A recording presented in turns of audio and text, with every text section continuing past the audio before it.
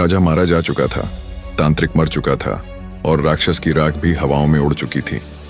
मोहिनी अपने गर्भ में एक रहस्य लिए फिर से अपने राज्य लौट आई थी। अब वहां उसका कोई विरोधी नहीं था, वो स्वयं सत्ता थी।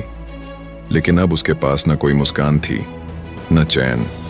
महल के चांदी जड़े कक्ष में जब सारी बत्तियां बुझ जाती, तब मोहिनी के बिस्तर पर चुपचाप एक साया उतरता, धीरे धीरे उसकी नाभि से शुरू होकर उसकी छाती तक रेंगता हुआ एक सर्प। एक रात बहुत अलग थी।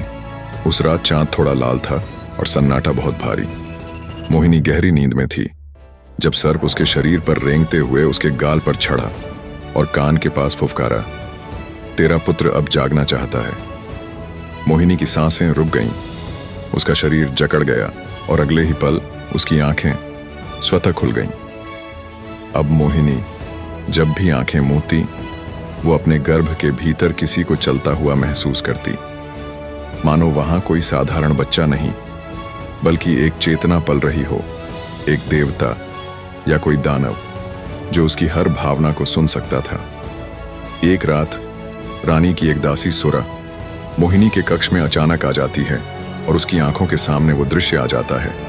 मोहिनी के शरीर पर आधा सर्प लिपटा है और महल की दीवार में लगे शीशे में रानी के प्रतिबिंब की जगह एक दानव का प्रतिबिंब दिखाई दे रहा है और उसकी आंखों से रोशनी निकल रही है। सुरा भाग जाती है, लेकिन जाते जाते कहती है, रानी अब स्त्री नहीं रही, अब कोई अनजान शक्ति है। इस बात से महल में चारों तरफ सभी भयभीत हो गए।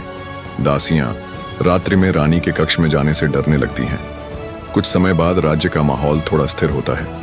मोहिनी अपने गर्भ को संभालती हुई हर दिन योग, तंत्र और मौन का सहारा ले रही थी।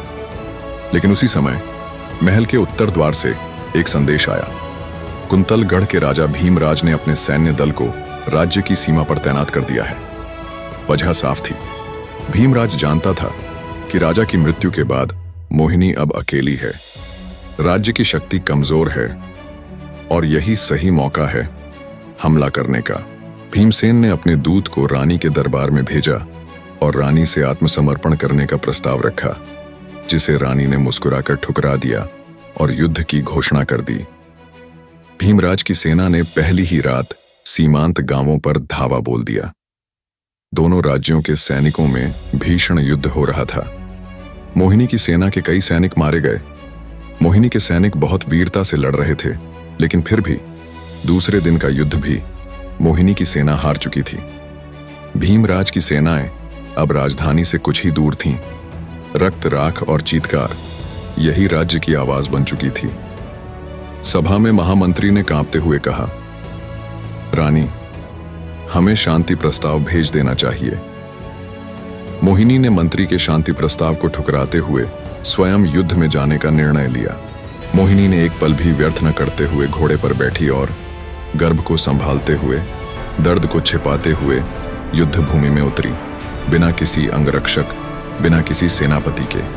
कुछ देर तक उसकी आंखों में नागिनी सी लपटें थीं, लेकिन भीमराज की सेना मोहिनी पर भारी पड़ी और मोहिनी घायल हो गई। घायल, टूटी हुई, बेहोश मोहिनी अपने घावों को घसीटते हुए रात के अंधकार में महल से दूर जंगल की ओर चली गई। वहां एक पुराने वटवृक्ष के नीचे वह थक कर गिर पड़ी और नींद में चली गई। वर्षा की बूंदें टपक रही थीं और अचानक उसी तरह जैसे पहले होता था, एक काला सांप रेंगता हुआ आया और सांप रानी के शरीर पर लिपट गया। उसके पेट के चारों ओर, उसकी गर्दन के चारों ओर मोहिनी की सांसें रुकने लगीं और उसके शरीर पर बिजली चमकने लगी। मोहिनी के सारे घाव भर गए और मोहिनी को अपने अंदर एक नई शक्ति का एहसास होने लगा। जंगल की सुबह मोहिनी की पलकें खुली और वह उठी, और जैसे ही उसने आंखें खोलीं, उसकी देह के सारे घाव गायब थे। उसके शरीर में हल्की चांदी जैसी चमक थी। उसकी सांसों से ऊर्जा बह रही थी। वह अपने घोड़े पर सवार होकर रणभूमि में पहुंची और आज उसने भयानक युद्ध किया। मोहिनी के शरीर की रफ्तार बिजली से भी तेज थी और अगले ही क्षण उसके चारों ओर एक प्रकाश मंडल उत्पन्न हुआ। सैनिकों की तलवारें गर्म होकर जलने लगीं, घोड़े बिदक गए और भूमि से आग की रेखाएं खिंच गईं। मोहिनी की तलवार से बिजली और आग निकल रही थी।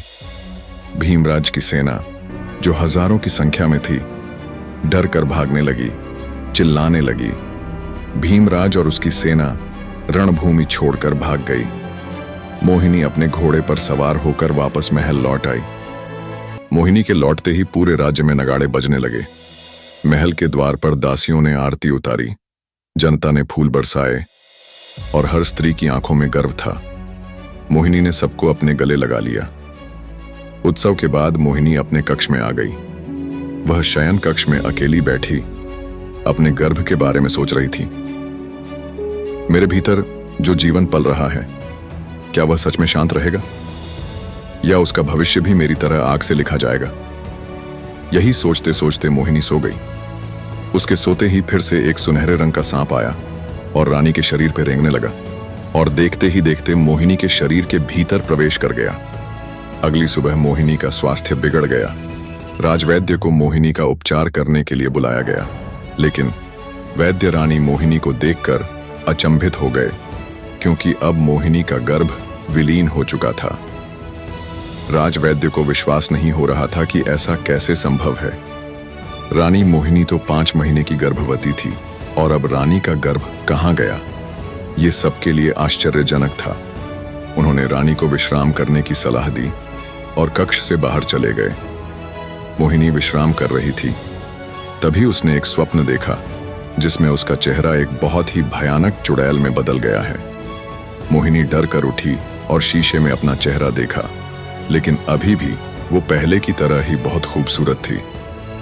मोहिनी ने कुछ सोचा और उसके बाद जोर जोर से हंसने लगी।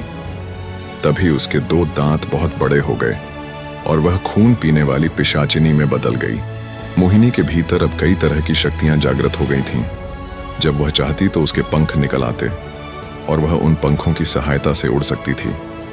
जब महल में चारों तरफ सन्नाटा हो जाता था, तब वह जंगल की तरफ जाती थी और हर दिन एक नया शिकार करती थी, जिससे दिन प्रतिदिन उसकी शक्तियां और बढ़ने लगीं।